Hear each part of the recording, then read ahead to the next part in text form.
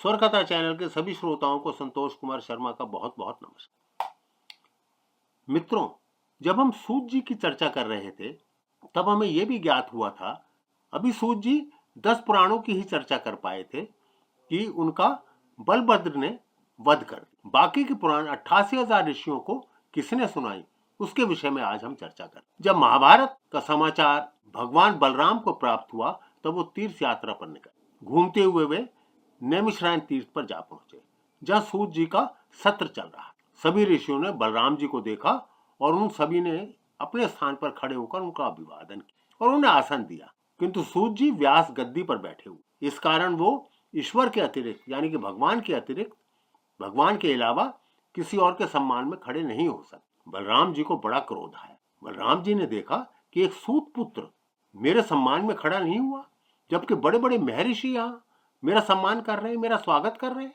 तो उस पर वो बहुत क्रोधित हो और उनके हाथों सूत जी का वध हो गया। जब शौनक आदि ऋषियों ने देखा कि सूत जी का वध हो गया है तो वहां भयानक कोलाहल मच गया। सभी जा पहुंचे बलभद्र यानी कि बलराम जी के और उनसे कहा कि आपने क्या किया ये। उन्होंने कहा कि हम सभी ऋषियों ने महर्षि व्यास के आदेश अनुसार सूत जी को ये व्यास गद्दी सौंपी है, परंतु आपने बिना सत्य जाने ही इनका वध कर दिया।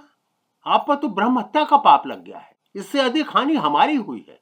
आपके ऊपर तो केवल ब्रह्म हत्या का पाप लगा है, परंतु हमें बाकी पुराणों की कथा कौन समझाए। अभी तो 18 में से केवल 10 पुराण ही सूत जी ने पूरी की। बलराम जी को जब सत्य का पता लगा तो वो बहुत परेशान हुए, बहुत दुखी। उन्होंने महर्षि शौनक आदि के चरण पकड़ लिए और उनसे कहा कि मुझसे अनजाने में बहुत बड़ा पाप, मैं इसका क्या प्रायश्चित कर सकता, किस प्रकार से मैं उनके द्वारा दिए हुए इस अधूरे ज्ञान को पूर्ण करवा सकता। इस पर शौनक जी ने उनसे कहा कि आप सूत जी के पुत्र उग्र श्रवा से प्रार्थना की, क्योंकि वो भी उनसे कम ज्ञानी नहीं है। यदि सूत जी के पुत्र उग्र श्रवा मान गए, वही शेष 8 पुराणों के विषय में हमें बता सकते। ये सुनकर बलभद्र तत्काल शौनक आदि ऋषियों को साथ लेके उग्र श्रवा के आश्रम में जा पहुंचे और उनसे क्षमा याचित और उन्हें किसी प्रकार से राजी कर लिया कि वे नैमिषारण्य आए और बाकी के 8 पुराणों की कथा बाकी ऋषियों को सुना।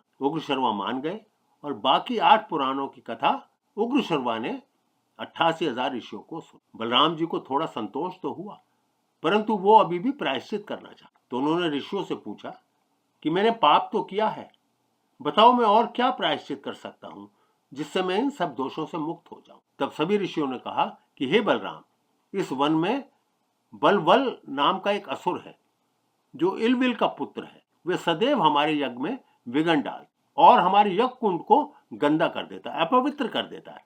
उससे आप कृपया हमारी रक्षा। ऋषियों का ऐसा अनुरोध सुनकर बलराम जी ने बलवल से युद्ध किया और उसका वध कर दिया। नैमिषारण्य तीर्थ को राक्षसों के आतंक से बिल्कुल मुक्त कर दिया।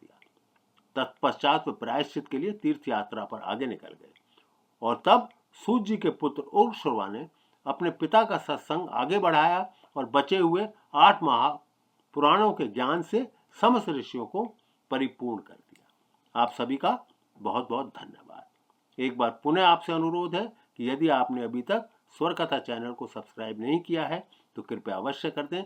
इस प्रकार आप हमारी सहायता कर सकते हैं भारतीय संस्कृति को आगे बढ़ाएं। आपका पुनः बहुत बहुत धन्यवाद।